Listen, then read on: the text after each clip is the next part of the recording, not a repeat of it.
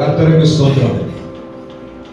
யோவான் எழுதின சுவிசேஷம் 6ஆம் அதிகாரம் 27வது வசனம் இவ்வாறாக சொல்லுகிறது, அழிந்து போகிற போஜனத்துக்காக அல்ல, நித்திய ஜீவன் வரைக்கும் நிலைத்திருக்கிற போஜனத்துக்காக நீங்கள் கிரியைகளை நடப்பியுங்கள். உங்கள் செயல்கள், உங்கள் பிரயாசங்கள், உங்களுடைய முயற்சிகள், அங்கே கிரியைகளை நடப்பியுங்கள் என்று சொன்னதனுடைய அர்த்தம். இந்த பூமியிலே உங்களுக்கு கொடுக்கப்பட்ட வாழ்நாட்களிலே, ஆயுசு நாட்களிலே அழிந்து போகக்கூடிய போஜனத்துக்காக அல்ல.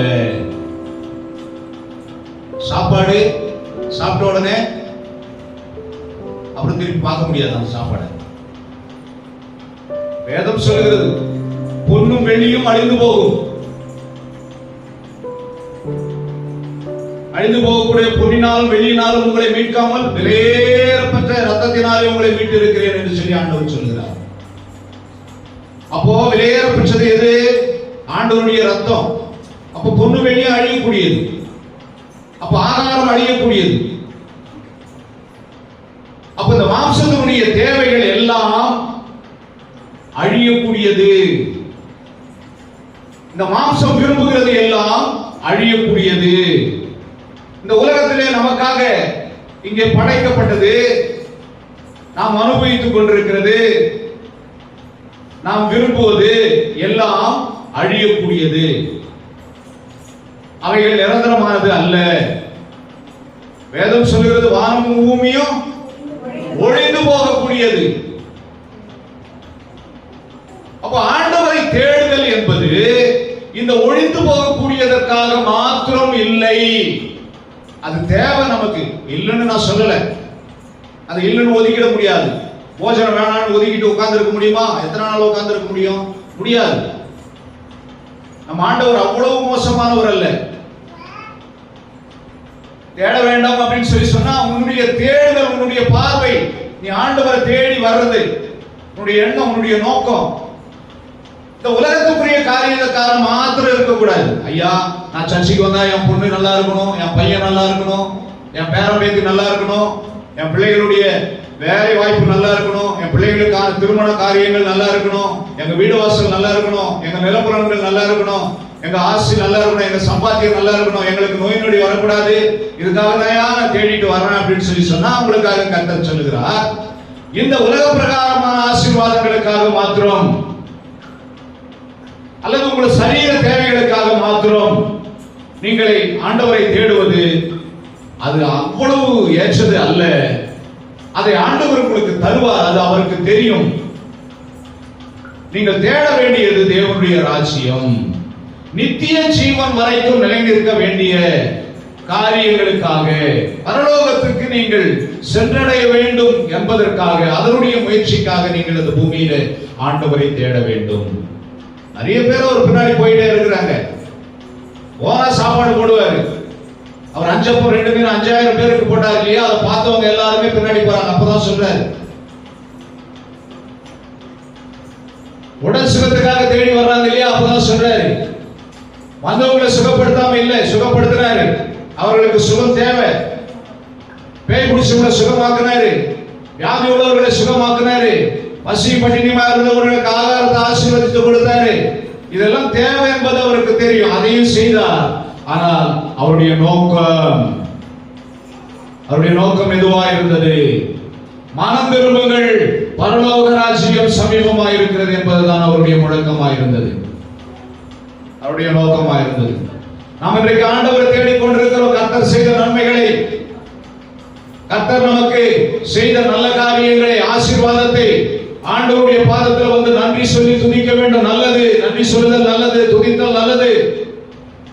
ஆனால் நாம் பிரயாணப்பட்டு போய் கொண்டிருக்கிறோம், ஒவ்வொரு நாளும் கடந்து போய் கொண்டிருக்கிறோம்.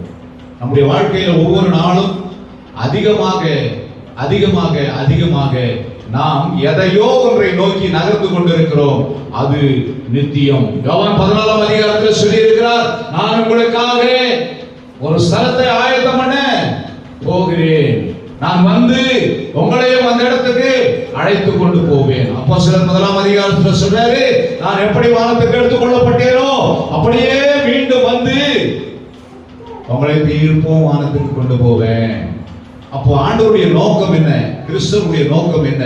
இந்த பூமிக்குரியதா இருந்தால் ஒருவேளை அதை நாம் மாற்றி ஆண்டவரை தேடுதல் பரலோகத்துக்குரியதாக இருக்க வேண்டும். ஆண்டவரை நான் எப்படியாகிலும் உடைய ராஜ்யத்தில் பங்கடைய வேண்டும். சிலுவையில் 2 பேரை இயேசுவோடு கூட அங்கே கொலை செய்தார்கள். அதுல ஒரு கள்ளன் ஆண்டவருடைய அருமையை புரிந்து கொண்டு சொல்லுகிறான், ஆண்டவரே நான் இன்றைக்கு உடனே கூட பரதேசியில் இருக்க வேண்டும். ஆண்டவரே நீ யாருன்னு எனக்கு தெரியும், என்னை இறக்கி விட்டுருன்னு கேட்டான் ஒருத்தன். அவன் உலகத்துக்குரியதை தேடுகிறவனாக இருந்தான். இன்னொருத்தன் சொன்னா, ஆண்டவரே எப்படி என் வாழ்க்கை முடிஞ்சு போக போகுதுன்னு எனக்கு தெரியும், என்னை உங்களுடைய ராஜ்யத்தில் நினைக்கிறேன். வெளியே சொல்லுங்க. அப்போ தேவனுடைய ராஜ்யத்தை நாம் தேடுவதற்காக இந்த பூமியிலே நாம் வைக்கப்பட்டிருக்கிறோம். பூமியிலே நமக்கு கொடுக்கப்பட்ட நாட்கள் தேவனுடைய ராஜ்யத்தை முக்தி அடையணும். மற்ற மார்க்கங்கள்ல சொல்லுவாங்க முக்தி அடையணும், மோட்சம் அடையணும். இதோட முடிஞ்சு போச்சுன்னு நினைச்சுக்காதீங்க. சாப்டர் இதோட முடிஞ்சு போச்சுன்னு நினைச்சுக்காதீங்க. நமக்கு மறுவாழ்வு உண்டு. என் ரத்தத்தை, மாம்சத்தையும் ரத்தத்தையும் புசிக்கிறவனுக்கு சொல்லுங்க நித்திய ஜீவன் உண்டு. கடைசி நாளிலே நான் அவனை என்ன பண்ணுவேன்? எழுப்புவேன், உயிரோடு எழுப்புவேன். என்ன நோக்கம்? ஆண்டவருடைய நோக்கம் என்ன? அவர் படைத்த அவருடைய பிள்ளைகளை. அப்ப இந்த ஆத்துமா என்னைக்குமே அழிவில்லாத ஒன்றாய் இருக்கிறது. நல்லா புரிஞ்சுக்கணும். இந்த ஆத்துமா என்னைக்குமே, ஆவியை குறித்து சொன்னேன், அது ஓட்ட கொடுத்த உடனே அது திரும்ப போயிருச்சு வேற இடத்துக்கு, அது கொடுத்த இடத்துக்கு போயிருச்சு. இந்த ஆவி பாருங்க, இந்த உலகத்துல இருக்கிற நாள் வரையில நன்மையும் தீமையும் செய்ய அதிகாரம் படைத்த இந்த ஆவி தேவனை தேடுவதற்காக பயன்படுகிறதா, இந்த உலகத்தை தேடுவதற்காக மாத்திரம் பயன்படுகிறதா? அடுத்து வாசிங்க, மத்தேயு எழுதின சுவிசேஷம் 6வது அதிகாரம் 33வது வசனம். முதலாவது தேவனுடைய ராஜ்யத்தையும் அவருடைய நீதியையும் தேடுங்கள். அப்புறம் பாருங்க, அப்பொழுது இவைகள் எல்லாம், எவைகள்? அழிந்து போகக்கூடிய இவைகள், அழிந்து போகிற வாழ்க்கையை வாழ்ந்து கொண்டு இருக்கிற நமக்கு தேவையான இவைகள். அவர் சொல்றாரு, நிலையான வீடு எனக்கு இது இல்ல, அது பரலோகத்தில் இருக்குது. இந்த பூமிக்குரிய கூடாரம் எனக்கு அழிந்து போனாலும் நித்திய வீட்டை ஆண்டவர் எனக்கு பரலோகத்தில் ஏற்படுத்தி இருக்கிறார். யோபு சொல்றாரு, ஒரு நாள் அவரை காண்பேன். அப்பா, பழைய ஏற்பாட்டினுடைய முற்பிதாக்களுடைய தரிசனம் எல்லாம் எதை நோக்கி இருந்தது? நித்தியத்தை நோக்கி இருந்தது. நித்திய வாழ்க்கைக்காக வாழ்ந்தார்கள் என்று எழுதியிருக்கிறது. ஸ்தேவான் கொலை செய்யப்படும் போது வானத்தை அண்ணாந்து பார்த்து பிதாவையும் குமாரனையும் தரிசித்து, அப்போ அந்த பூமிக்குரிய காரியங்களையே நாம் சிந்தித்துக் கொண்டிருக்கிறோம்.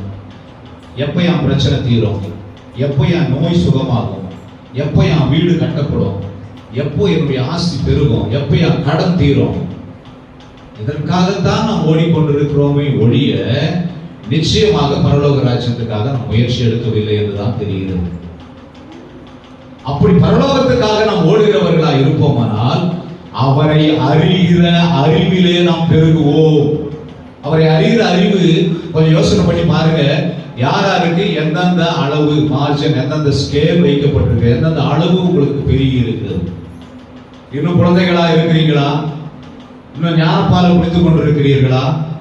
இல்ல தேறின போதகர்களா இருக்கிறீங்களா? இல்ல கற்று சகலத்தையும் அவைகளின்படி வாழ முயற்சித்துக் கொண்டிருக்கிறீங்களா? கொஞ்சம் யோசனை பண்ணி பாருங்க. அவரை அறிகிற அறிவு நமக்கு வராம நம்ம நித்தியத்துக்கு எப்படி போக முடியும்? அவர் அங்கே எப்படிப்பட்ட சுபாவம் உள்ளவராய் இருக்கிறார்? ஆண்டவருடைய குணாதிசயங்கள் என்ன? நம்மிடத்திலிருந்து அவர் எதிர்பார்க்கிறது என்ன? நம்ம எப்படி வாழ்ந்தா அவருக்கு பிடிக்கும்? நம்ம எப்படி மேக்கப் போட்டா அவருக்கு பிடிக்கும்? எழுதுறாரு இல்லையா? நிருபங்கள் எழுதுறாரு நம்முடைய மேக்கப் குறிச்சி. சங்கீதத்தில் எழுதுறாரு நம்முடைய மேக்கப் குறிச்சி. நிருபங்கள் என்ன எழுதுறாரு? மனைவி எப்படி இருக்கணுமா? கீழ்ப்படிதலோடு இருக்கணும். கணவன் மனைவியை திருப்திப்படுத்தணும். பிள்ளைகள் பெற்றோர்களுக்கு கீழ்ப்படியணும். பெற்றோர்கள் பிள்ளைகளை கனம் பண்ணணும். பிள்ளைகளை நேசிக்கணும். பழைய ஏற்பாட்டில் எழுதுறார், சங்கீதங்கள் எழுதுறார், பரிசுத்த அலங்காரத்துடனே கர்த்தரை தொழுது கொள்ளுங்கள். அவர் விரும்புகிற அலங்காரம், அவர் விரும்புகிற ஷைன், அவர் விரும்புகிற நம்முடைய ஷேப், நம்முடைய நடை, நம்முடைய உடை, நம்முடைய பேச்சு, நம்முடைய சிந்தை, நம்முடைய நோக்கம், நம்முடைய எண்ணம், இதை சரி செய்து கொள்ளத்தான் நமக்கு நேரம் கொடுக்கப்பட்டிருக்கிறது பூமியில. இது நிறைய பேருக்கு தெரியாது. இந்த ரகசியத்தை எந்த கிறிஸ்தவ சபைகளிலேயும் போதிப்பதும் இல்லை, சொல்லிக் கொடுப்பதும் இல்லை. ஏதோ பிரச்சனை அவனுக்கு, வா நான் ஜெபம் பண்றேன் சரியாயிடும், பிரச்சனை முடிஞ்சு போச்சு, முடிஞ்சு போச்சு. ஆயிரம் பேர் வந்தாங்க இங்க, ஆயிரம் பேரை கர்த்தர் விடுதலை ஆக்கினார். பிரச்சனை முடிஞ்சது, போயிட்டாங்க. பரலோக ராஜ்யத்துக்காக அழைக்கப்பட்டவர்கள் ஒரு சிலரே. கேட்டுக்கு போகிற வழி மிகவும் விசாலமான வழி, அது இந்த உலகத்துக்குரிய வாழ்க்கையோட முடிஞ்சு போயிருச்சு. அடுத்தது எரிகிற கந்தகமும் அக்னியும் பங்கடைவார்கள் என்று எழுதியிருக்கிறது. ஆனால் நித்தியத்துக்கு என்று அழைக்கப்பட்டவர்கள் ஆண்டவரோடு ஆயிரம் ஆண்டு காலமாக முடிவில்லாத ராஜ்யத்திலே பங்கடைவார்கள். அந்த முடிவில்லாத ராஜ்யத்தை ஆண்டவர் நமக்கு தருவார். அந்த முடிவில்லாத நோக்கத்துக்காக, முடிவில்லாத ராஜ்யத்துக்காக ஆண்டவரோடு நாம் வாழும்படியாக இந்த பூமியிலே நம்மை ஆயத்தப்படுத்திக் கொள்ள, அலங்கரிக்க கர்த்தர் நமக்கு நாட்களை கொடுத்திருக்கிறார். இதை நம்ம புரிந்து கொள்ள வேண்டும். எடுத்து வாசிக்கிறோம், என்ன கூட வாசிக்கலாம், இன்னொரு வசனத்தை கூட வாசிங்க. அப்போஸ்தலர் 1 கொரிந்தியர் 15ஆம் அதிகாரம் 19ஆம் வசனம்.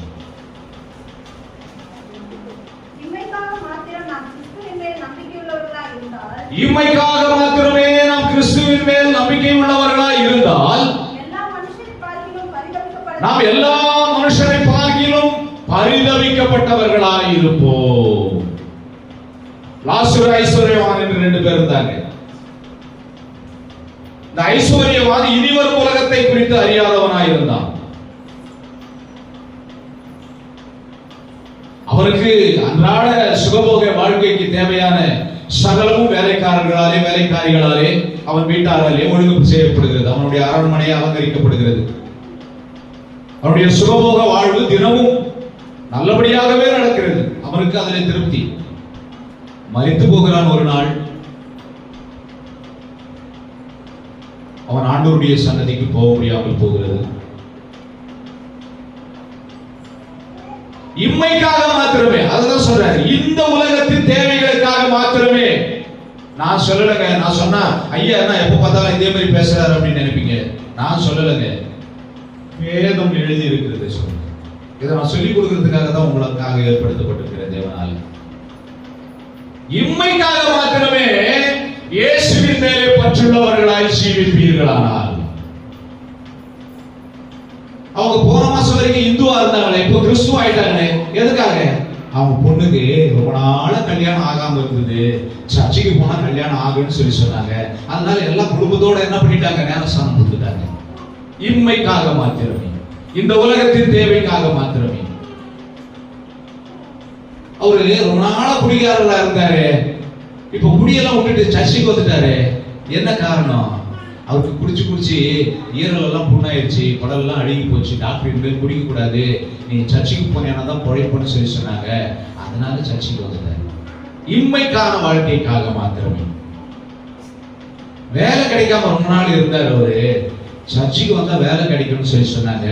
அதனால வேலைக்கு வந்தார். சர்ச்சைக்கு போற ஏழை குடும்பங்களுக்கு உதவி செய்யறோம் அப்படின்னு சொன்னாங்க. அதனால சர்ச்சைக்கு போயிட்டு இருக்கிறாங்க. அந்த குடும்பம் ஏதாவது சாப்பாடுக்கு உதவி செய்வாங்க அந்த சர்ச்சையில் அப்படின்னு சொல்லி. இம்மைக்காக மாத்திரமே கிறிஸ்து இயேசுவின் மேலே பற்றுதல் உள்ளவராய் ஜீவிப்பீரானார். கொஞ்சம் உங்க மனசுல கொஞ்சம் சிந்தித்து பாருங்க. நான் பேசுறத மறந்துருங்க, நீங்க உட்கார்ந்து கொஞ்சம் சிந்திச்சு பாருங்க. நான் எதுக்கு சர்ச்சைக்கு போறேன்? பரலோகம் போகணும்னு சொல்லி போறேனா, இல்ல என் வாழ்க்கை இந்த பூமியில ஆசீர்வாதமா இருக்கணும்னு சொல்லி போறேனா? மனசாட்சியை தொட்டு சொல்லுங்க. இந்த பூமியில ஆசீர்வாதமா இருக்கணும்ன்றதுக்காக தான் நாம ஆண்டவரை தேடிக்கிட்டு இருக்கிறோம். என்னைக்காவது நம்ம பரலோகத்துக்கு பங்கடையணும், அதற்காக தான் நான் முயற்சி எடுக்கிறேன். பவுல் எழுதுகிறார், கர்த்தராகிய இயேசு கிறிஸ்துவை அறிகிற அறிவை பெற்றுக் கொள்ளும்படி. அந்த அறிவு வந்துருச்சுனாலே நம்ம பரலோகம் போயிடலாம். ஐயா, என் எஜமானை அறிகிற அறிவு எனக்கு வேண்டும், என் முதலாளியை அறிந்து கொள்கிற அறிவு எனக்கு வேண்டும், என் மணவாளனை அறிந்து கொள்கிற அறிவு எனக்கு வேண்டும், என் நேசரை அறிந்து கொள்கிற அறிவு எனக்கு வேண்டும். மனவாட்டி இதையெல்லாம் விரும்பணும். பூமியில நீயும் நானும் மனவாட்டியாக இருந்தால் மனவாளனுடைய விருப்பத்தை புரிந்து கொள்ள வேண்டும். அதற்காக இந்த பூமியில நமக்கு நாட்கள் கொடுக்கப்பட்டிருக்கிறது. அதுதான் பவுல் அழகா சொல்றார்.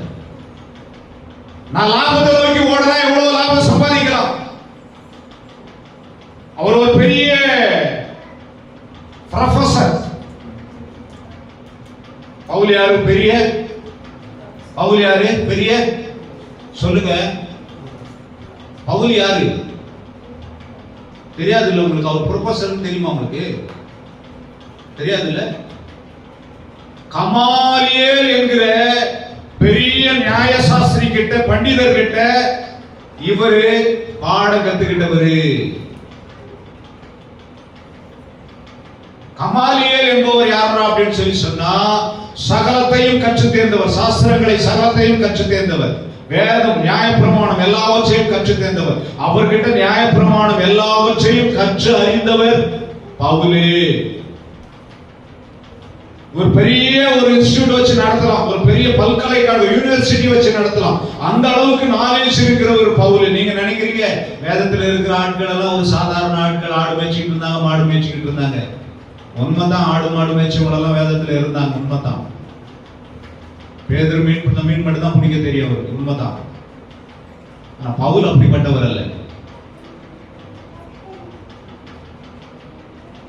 இன்னைக்கு எம்ஏபிஎல் தான் சொல்றாங்கல்ல, இன்னைக்கு எம்ஏபிஎல் சொல்றாங்கல்ல,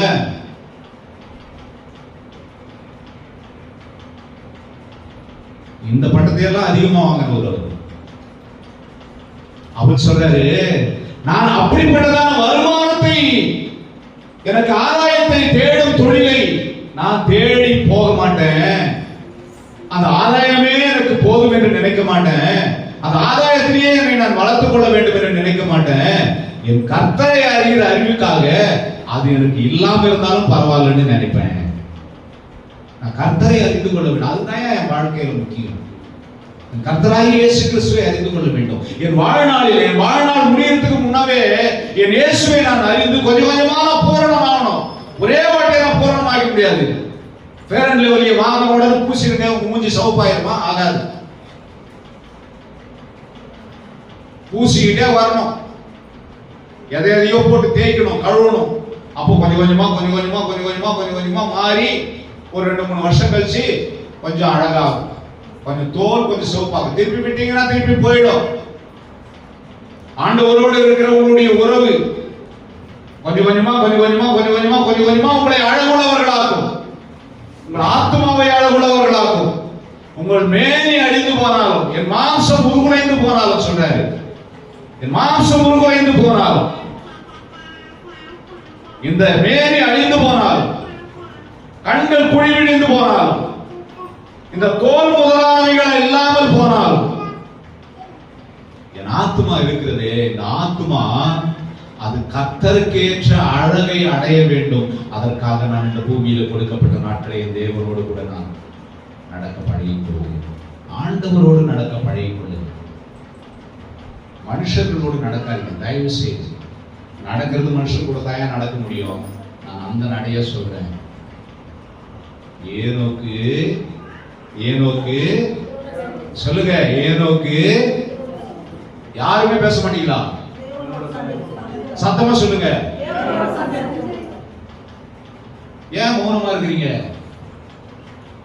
டைம் ஆயிடுச்சா? ஏனோக்கு மனைவி, பிள்ளைகள், பேரன், பேத்திகள், சொந்தங்கள், பந்தங்கள் எல்லோரும் இருந்தார்கள். எல்லோரும் நடந்தார். ஆனால் தேவனோடு சஞ்சரித்துக் கொண்டிருந்தார். என்ன அர்த்தம்? எத்தனை பேர் என் கூட இருந்தாலும் பரவாயில்ல, என் சிந்தையெல்லாம் எங்க இருக்கும்? வெளியே சொல்லுங்க. என் ஆண்டவரை அறிகிற அறிவை நான் இப்பொழுது அடைந்து கொள்வேன். பரலோக தரிசனம் தான் என் கண்களுக்கு முன்பாக நிற்கும். நான் எப்போ பரலோகத்தை தரிசிப்பேன், அல்லது இந்த பூமியில நான் எப்போ அவருக்கு பிரியமா மாறுவேன், என் ஆண்டவருக்கு பிரியமா என்னை நான் எப்படி வடிவமைத்துக் கொள்வேன்? ஏரோக்கு தேவனோடு சஞ்சரித்துக் கொண்டிருக்கிறோம். பூமியில தான் நம்ம வாழறோம். பூமியை விட்டு வேற எங்க போய் நம்ம வாழ முடியும்? வாழ்ந்தாலும் நம்முடைய சிந்தையெல்லாம், நம்முடைய எண்ணம் எல்லாம் பரலோகத்தை குறித்ததாக இருக்கிற ஆண்டவரே, அந்த பரலோகத்துக்கு நான் எப்படி ஆகிலும் போன ஆண்டவரே, நான் கைவிடப்பட்டு விடக்கூடாது. நான் வருகையில நீ வரும்போது நான் ஓடி ஒளிந்து கொள்கிறவனா இருக்கக்கூடாது, மறைந்து கொள்கிறவனா இருக்கக்கூடாது, நான் குற்றவாளியாய் உமக்கு முன்பாக வெட்கப்பட்டு நிற்கக்கூடாது. என் மணவாளன் எப்பொழுது வருவார் என்று சொல்லி நான் காத்திருக்க வேண்டும். வெளியே சொல்லுங்க. டோகராக்காரன்கிட்ட காசு வாங்குறோம். 10 மாசத்துல அவங்க கொடுத்து 1000 ரூபாய் 100 ரூபாவை கொடுத்து 10 மாசத்துல தீர்த்துடணும். கடன்காரன்கிட்ட காசு வாங்கிட்டோம்.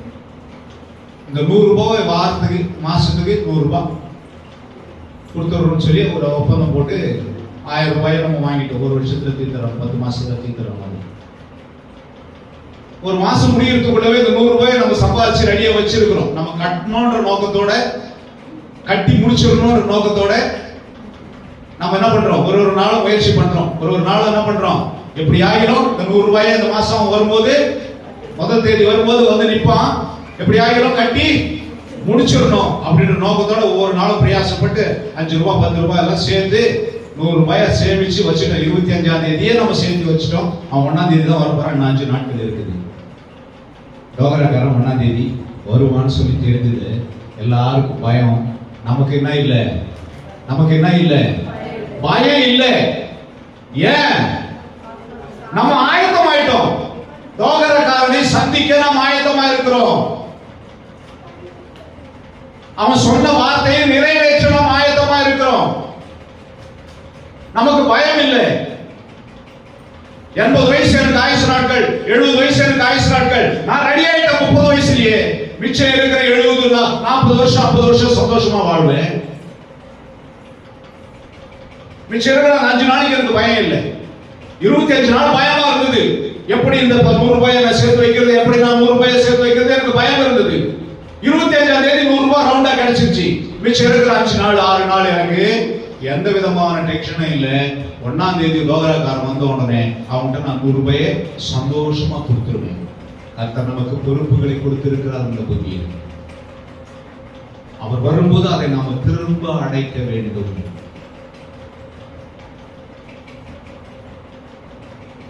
ஆண்டவருடைய சித்தத்தை நாம் அறியாம இருந்தோம்னா, அப்ப அவரை ஏமாத்தணுன்ற எண்ணத்தோட இருந்தோம்னா, அவர் கொடுத்த திறமைகளை தாழ்ந்துகளை நாம் வெளிப்படுத்தாம இருந்தோம்னா, டோகராக்காரன் 1ஆம் தேதி வராண்டான்னா 28ஆம் தேதி என்ன பண்ணுவோம் சொல்லுங்க? ஊருக்கு கிளம்பி போயிருவோம். வேதத்தில் எழுதியிருக்கிறது, மலைகளே ஒளிந்து கொள்ளுங்கள், பர்வதங்களே எங்களை மறைத்துக் கொள்ளுங்கள், எங்கள் ஆண்டவர் வருகிறார். ஆண்டவர் முன்னாடி நிற்க திராணி இல்லாதவர்கள், தைரியம் இல்லாதவர்கள், பாவிகள் இப்படி முழக்கம் விடுவாங்களா? எங்களை மறைத்துக் கொள்ளுங்கள், எங்களை தப்புவியுங்கள், எங்கள் ஆண்டவருடைய கண்களுக்கு எங்களை மறைத்து விடுங்கள் என்று சொல்றார். சரியா கணக்கு வச்சிருந்தோம்னு வச்சுக்கோங்க, ஆடிட்டு வரும்போது பயம் இல்லை. கடனை திருப்பி அடைக்க சரியான அந்த பணத்தை சேமித்து வைத்திருந்தோம்னு வச்சுக்கோங்க, கடன்காரர் வரும்போது பயம் இல்லை. மணவாளன் வரும்போதும் சரியான அலங்காரத்தில் இருந்தோம்னு வச்சுக்கோங்க, அவருக்கேற்ற புரிதலோடு கூட நாம் இருந்தோம்னு வச்சுக்கோங்க, அவரை எதிர்நோக்கி இருந்தோம்னு வச்சுக்கோங்க, நமக்கு பயம் இல்லை. அதுக்குதான் பூமியில நமக்கு கிரேஸ் பீரியட், கிருபையின் நாட்கள் கொடுக்கப்பட்டிருக்கிறது. எடுத்து வாசிக்கலாம். வாசிங்க 1 பேதுரு 2ஆம் அதிகாரம் 24வது வசனம். 1 பேதுரு 2ஆம் அதிகாரம் 24வது வசனம். முடிச்சிருக்கேன். நாம் பாவங்களுக்கு செத்து நீதிக்கு பிழைத்திருக்கும்படி நான் ஆரம்பத்திலேயே சொன்னேன், நமக்கு எப்படி வேண்டுமானாலும் வாழலாம் என்கிற ஒரு ஃப்ரீடம் ஆண்டவர் கொடுத்திருக்கிறார் சொல்லி. ஆதாமுக்கு எவ்வளவுக்கு அதை தான் கொடுத்தார். எல்லாத்தையும் கொண்டு வந்து முன்னாடி வச்சுட்டாரு. ஒரு கண்டிஷன் போட்டார். நமக்கு அந்த மாதிரி தான். இந்த உலகம் எல்லாம் நமக்கு முன்னாடி தான் இருக்குது. எதை வேணும்னாலும் எப்படி வேணும்னாலும் செய்யலாம். ஆனா பவுல் சொல்றாரு, என்ன சொல்றாரு? எல்லாவற்றையும் அனுபவிக்க எனக்கு அதிகாரம் உண்டு, எல்லாம் தகுதியா இருக்காது. 80 வயசுல கூட சிக்கனா புடவை கட்டிக்கிறதுக்கு விருப்பம் தான். எங்க அம்மாவுக்கு இப்ப கூட விருப்பம். ஐயோ, நகை நம்மளால வாங்க முடியலன்னா கவரிங்காவது போட்டுக்கிட்டு அப்படி கல்யாணத்துக்கு போகணும்னு நிறைய பேருக்கு விருப்பம். அப்படியே கால்ல கல் கல் கல்லுன்னு அப்படியே அடுத்து பார்த்து சொல்லு வர்ற மாதிரி கொலுசு போடணும்னு விருப்பம் எல்லாருக்கும். பெரிய பிரேஸ்லெட், பட்டையா செயின், நல்ல கருப்பு குறி கிளாஸ் விருப்பம். நமக்கு இல்லைனாலும் வெளியில. உங்களுக்கு வராதுன்னு வச்சுக்கங்க, வந்தாலும் இல்லை.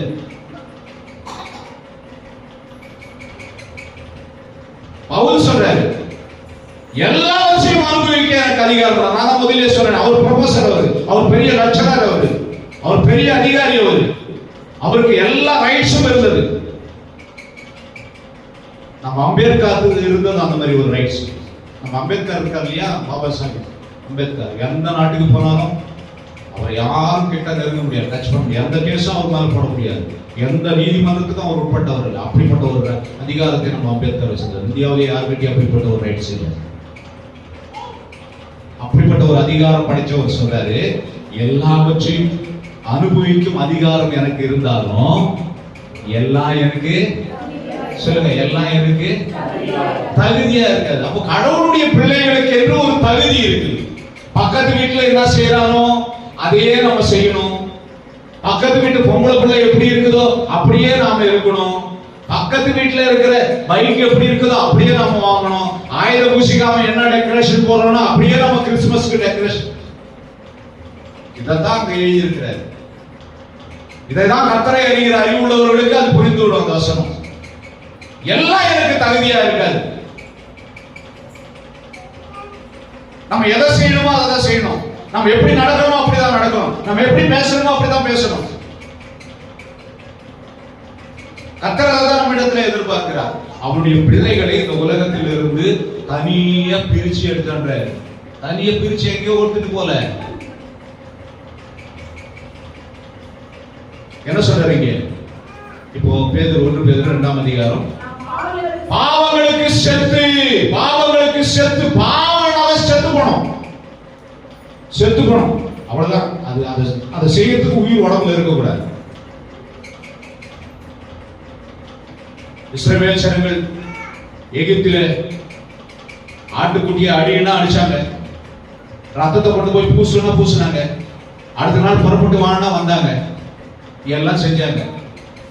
எல்லாம் செஞ்சவங்க எல்லாரும் பரலோகத்துக்கு போயிட்டாங்களா? ஐ மீன் எல்லாரும் கானான் தேசத்துக்கு போயிட்டாங்களா? போயிட்டாங்களா? போகல. அங்கிருந்து புறப்படும் போது 20 வயது இருந்தவர்கள்ல 2 பேர் தான் கானான் தேசத்துக்குள்ள போனாங்க. ஐ மீன் பரலோகத்துக்கு போனாங்க. எல்லாம் அங்க நிழலாய் வைக்கப்பட்டது இப்போது நிஜமாக நடக்கும். வாலிப வயசுல அங்கிருந்து புறப்பட்டவர்கள் எப்புன்னேவின் குமாரனாகிய, சொல்லுங்க யாரு? காலேபும் அப்புறம் யோசுவாவும். அவங்களுக்கு அங்கிருந்து புறப்படும் போது ஒரு 20 வயது வாலிபர்களாக புறப்பட்டாங்க. அவரோட கூட சக 20 வயது வாலிபர்களாக இருந்தவர்கள் வழியில மரித்து போனவர்கள். ஆனால் எல்லாத்தையும் செஞ்சாங்க. ஞானஸ்நானம் எடுத்தாங்க, திருவிருந்து எடுத்தாங்க, ஆராதனைக்கு வந்தாங்க. கொஞ்சம் பொறுத்துக்கங்க, கொஞ்சம் பொறுத்துக்கங்க, கொஞ்சம் சத்தியத்தை கேளுங்க. அங்கிருந்து லட்சம் ஜனங்கள் புறப்பட்டு வந்தார்கள். எல்லாரும் போகல, ஆனா எல்லாத்தையும் செஞ்சாங்க. எல்லார் வீட்லயும் ஆடு அடிச்சாங்க, எல்லார் வீட்லயும் ரத்தத்தை பூசினாங்க. எல்லாரும் கானானுக்குள்ள போல. கானானுக்குள்ள போனாங்க. அவ்வளவு பேர். அவங்களால யாருன்னா வழியிலே பிறந்தவர்கள், கானானுக்குள்ளே போனவர்கள், வனாந்திரத்துல வழியிலே பிறந்தவர்கள். அப்ப அங்கிருந்து புறப்பட்டவர்கள், கானானுக்கு போகணும்னு முயற்சி எடுத்தவர்கள். அதான் வசனம் சொல்லிட்டு இல்லையா, கேட்டுக்கு போகிற வாசல் விரிவும் விசாலமாக, அந்த விரிவு விசாலமான அந்த வனாந்திரத்திலே மாண்டு போனார்கள். இடுக்கமான வாசலாகிய கானானுக்குள்ளே அந்த 2 பேர் தான். அவர்கள் அவருடைய வார்த்தையை கேட்டு அவருடைய வார்த்தைக்கு பயந்து அந்த 40 வருட அந்த வனாந்திர வாழ்க்கையிலே கர்த்தருக்கேற்ற அழகாயிட்டாங்க, கர்த்தருக்கேற்ற வடிவம் பெற்றாங்க.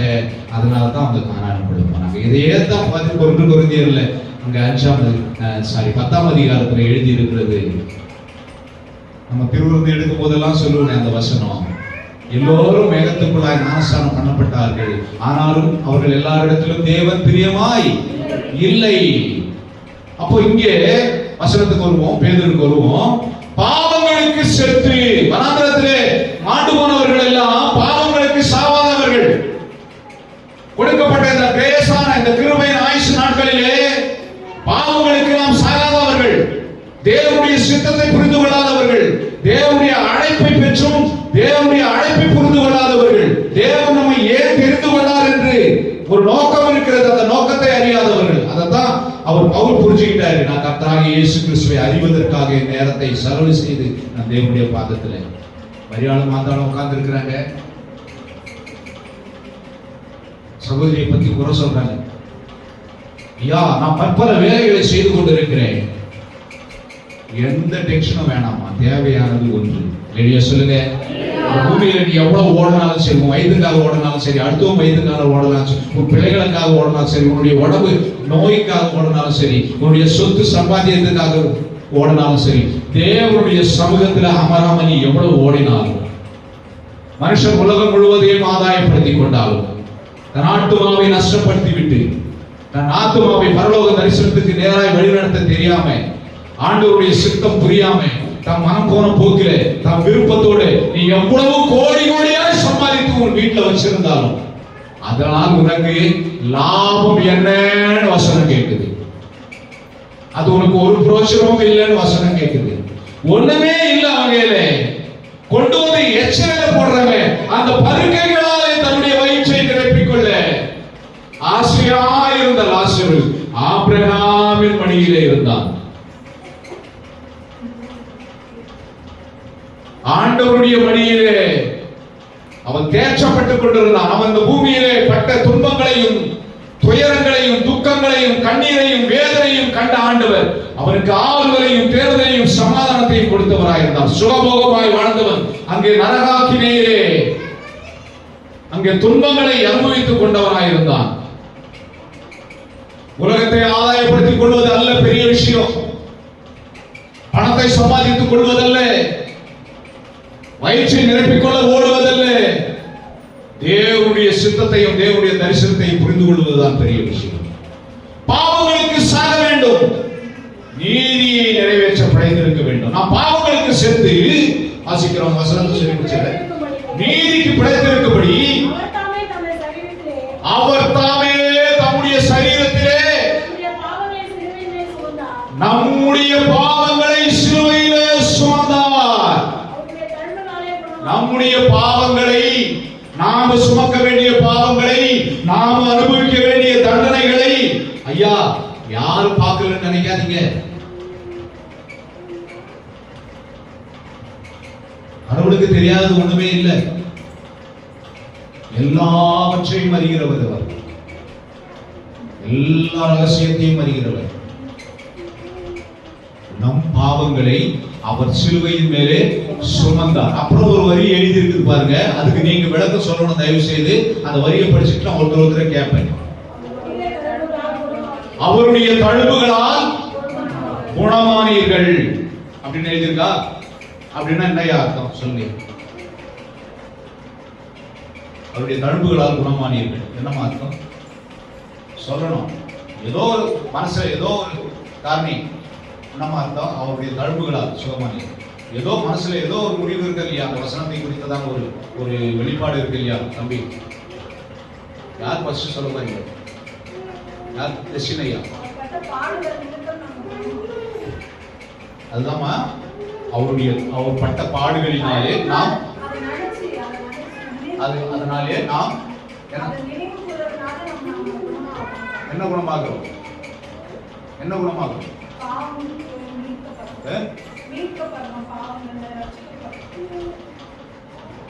நம்ம எல்லாம் நினைச்சிட்டு இருக்கிறோம். நான் கூட கொஞ்ச நாளைக்கு முன்னாடி வரைக்கும் யாருக்காவது உடம்பு சரியில்லைன்னா, ஆண்டவரே உடல்நிலை சரியில்லாத இந்த சகோதரியை அவருடைய தழும்புகளாலே சுகமாக்குங்க சுகமாக்குங்க சுகமாக்குங்க அப்படின்னு சொல்லி ஜெபம் பண்ணிட்டு இருந்தேன். இங்கே குணமாகுதல் என்கிற வார்த்தை சரீரத்தில் ஏற்பட்ட வியாதியை குணமாக்குவதல்ல, நம் ஆத்மாவை குணமாக்குகிற வார்த்தை என்பதை நீங்கள் புரிந்து கொள்ள வேண்டும். புரியுதுங்களா தம்பி? இப்ப சொல்றது புரியுதுங்களா? அவருடைய தழும்புகளாலே நரகாக்கினைக்கு உட்பட்டு இருந்த நம்மை அவர் விடுதலை ஆக்குவது குணம், சுகம் என்று வேதம் அந்த இடத்துல அர்த்தப்படுது. எல்லாம் தவறா புரிஞ்சுக்கிறோம். இயேசு கிறிஸ்து சரீர சுகத்தை அந்த இடத்துல குறிப்பிடவில்லை. அவருடைய தழும்புகளாலே நம்முடைய சுகமாகுதல் எதை குறிக்கிறது என்றால் நம்முடைய ஆத்தும சுகத்தை குறிக்கிறது. அப்ப நம்ம ஆத்தும சுகமானவே நம்ம ஆண்டவரை தரிசிக்கிறோம், பரலோக ராஜ்யத்துக்குரிய பிள்ளைகளாகும். அதனுடைய சரியான ஒரு அதுக்கு மேட்சான ஒரு வசனத்தை உங்களுக்கு நான் சொல்ல விரும்புகிறேன். பாருங்க, எடுத்து வாசிங்க.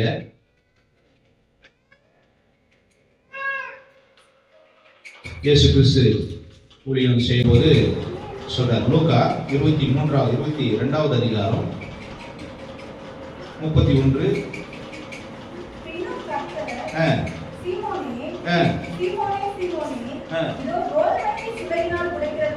சீமோனே சீமோனே, இதோ கோதுமை சுளையினால் உன்னை புடைக்கிறது போல சாத்தான் உங்களை புடைக்கிறதற்கு உத்தரவு கேட்டான். நானோ உன் விசுவாசம் ஒளிந்து போகாதபடிக்கு. அப்போ பிசாசு உங்களை சும்மா அடிக்கடிக்கு ஆண்டவர்கிட்ட பர்மிஷன் கேட்டுக்கிட்டே இருக்கிறோம். நம்ம என்னன்னு சொல்லி, ஆண்டவரே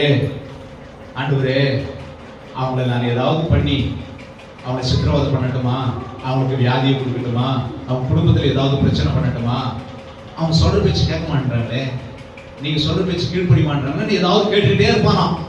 ஆண்டவர் கிட்ட போய், இந்த யோபு கிட்ட போய் கேட்கிறாரு இல்லையா, யோபு எனக்கு கொடுத்துருங்க, அவன் உத்தமத்துல இருக்கிறானா இல்லையான்னு நீங்க அவன் நிரூபிக்கிறானான்னு பாருங்க, நான் போய் அவனை தொந்தரவு பண்றான் அப்படின்னு சொல்லி சாத்தான் கோதுமையை புடைக்கிறது போல புடைப்பதற்கு பர்மிஷன் கேட்கிறான்.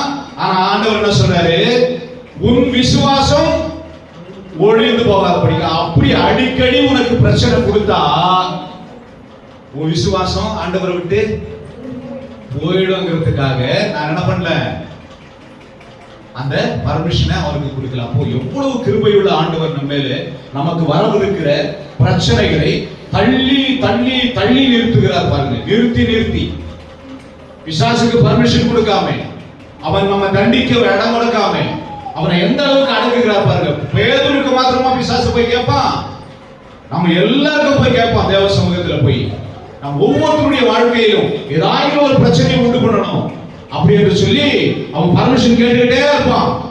கடவுள் நம்ம மேல வைத்த கிருபையினாலே நம்ம விசுவாசம் ஒழிந்து போக கூடாது என்பதற்காக என்ன பண்றாரு, அப்படியே தள்ளி போறாரு. வசனத்தை தொடர்ந்து வாசிங்க.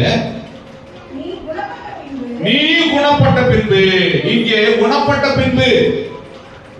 பின்பு என்று எழுதியிருக்கிற வார்த்தை, அவன் ஏதோ ஒரு வியாதியில இருந்தான் என்றும் அவன் குணமானான் என்றும் நாம் புரிந்து கொள்ளக்கூடாது. சாதாரணமா படிச்சிருந்தா நம்ம அப்படித்தான் புரிஞ்சிருப்போம். அதனுடைய உண்மை என்னடான்னா, அங்க நம்ம வாசிச்சது அவருடைய தழும்புகளாலே குணமானீர்கள் என்று சொல்லி, அந்த குணம் இங்கே நீ விசுவாசத்திலே குணப்பட்ட பின்பு, இப்போ வீக்கா இருக்கிற விசுவாசத்துல, அதனால பிசாசு உனக்கு ஏதாவது சோதனையை கொடுத்தான்னா நீ என்ன பண்ணுவ, ஆண்டவரை மறுதலிச்சுட்டு போயிடுவ. அவன் கேட்கும் போதெல்லாம் நான் பர்மிஷன் கொடுத்தா நீ சபையில இருக்க மாட்டேன். அவன் கேட்கும் போதெல்லாம் உனக்கு நான் பர்மிஷன் கொடுக்கல, சாத்தானுக்கு நான் பர்மிஷன் கொடுக்கல, அதனாலதான் இன்னைக்கு நல்லா இருக்கிற, இன்னைக்கு சபையில இருக்கிற.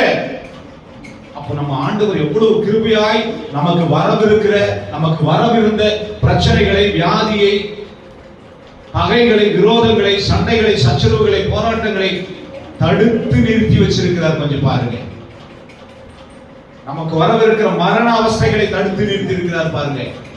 அங்க சொல்ற, நீ குணப்பட்ட பின்பு அந்த வார்த்தை, நீ என்ன பண்ணுவ?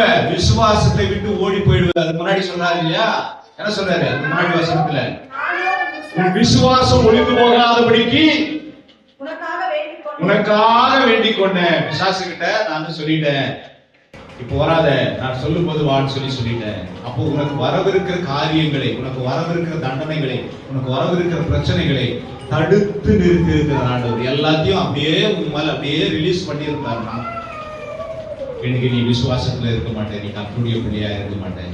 கிருபையுள்ள ஆண்டவர் வரவிருக்கிற பிரச்சனைகளை எல்லாம் தடுத்து நிறுத்தி இருக்கிறார். அப்போ சொல்றாரு, நீ விசுவாசத்துல குணப்பட்ட பின்பு, அப்போ அங்க தழும்புகளால் குணமாகிறது. நாம் பாவங்களுக்கு செத்து நீதிக்கு என்று படைத்திருக்கபடியாக. அப்போ நம்ம இந்த உலகத்தினுடைய காரியங்கள் எப்படி இருக்க, நாம் யாருக்காக இந்த பூமியில வாழ்ந்து கொண்டிருக்கிறோம், எதற்காக வாழ்ந்து கொண்டிருக்கிறோம், என்ன நோக்கத்தோடு ஆண்டவரை தேடுகிறோம், என்ன நோக்கம் நம்முடைய வாழ்க்கையில, என்ன எய்ம் வச்சு நம்ம ஆண்டவருக்கு என்ன பிரயாசப்பட்டு ஓடிட்டு இருக்கிறோம். எல்லாரும் ஓடுறோம், எல்லாரும் மறிக்கிறோம். இந்த வாழ்க்கையினுடைய நோக்கம் என்ன கொஞ்சம் புரிந்து கொள்ளுங்க. எனக்கு அருமையானவர்கள், கொடுக்கப்பட்ட நாட்கள் ஆண்டவருக்காக நம்மை அழகுபடுத்திக் கொள்ள. கண்களை மூடி ஜெபிக்கலாமா? ஆண்டவருக்காக நம்மை அழகுபடுத்திக் கொள்ள, ஆண்டவரை அறிகிற அறிவை பெற்றுக்கொள்ள, நமக்கு இருக்கிற திறமைகளையும் நமக்கு இருக்கிற வாய்ப்புகளையும் கர்த்தருக்காக செலவழிக்க. பணம் எப்பொழுது வேணாலும் சம்பாதிக்கலாம். நித்திய ஜீவனை இழந்து போனால் பணம் சம்பாதிக்க முடியாது. பணத்தை போல நித்திய ஜீவனை சம்பாதிக்க முடியாது. பணத்தை கொடுத்து நித்திய ஜீவனை வாங்க முடியாது. எந்த டிக்கெட்டையும் பணம் கொடுத்து வாங்கிடலாம். பரலோகத்தின் டிக்கெட்டை பணம் கொடுத்து வாங்க முடியாது. அது ஒவ்வொரு நாளும் தேவனோடு உள்ள உறவினாலே அது புதுப்பிக்கப்படுகிற காரியமா இருக்கிறது. என்னைக்கு பூரண வலிவு பெறுகிறோமோ அன்னையிலிருந்து நம்ம பரலோக ராஜ்யத்தை பூமியிலே அனுபவிக்கலாம். 25ஆம் தேதி நம்ம பணத்தை ஆயத்தப்படுத்திட்டா 5 நாட்கள் மகிழ்ச்சியா இருக்கலாம் இல்லையா? அந்த மாதிரி இன்னைக்கு நம்ம ஆண்டவருக்கு ஏற்ற மாதிரி நம்மை தகுதிப்படுத்திக் கொண்டு ஒப்பு கொடுத்துட்டு வாழ ஆரம்பிச்சுட்டோம். பரலோக ராஜ்யம் இன்னையிலிருந்தே நம்முடைய வாழ்க்கையில, பரலோகத்தின் மகிழ்ச்சி இன்னையிலிருந்தே நம்ம வாழ்க்கையில. கண்களை மூடி ஜெபிக்கலாமா? உங்களிலே ஏவப்பட்டவர்கள், ஆண்டவராலே யாருடைய இருதயம் ஏவப்பட்டது அவர்கள் மாத்திரம் ஜெபிக்கும்படியாக நான் கேட்டுக்கொள்கிறேன். கர்த்தர் உங்களை ஆசீர்வதிப்பாராக.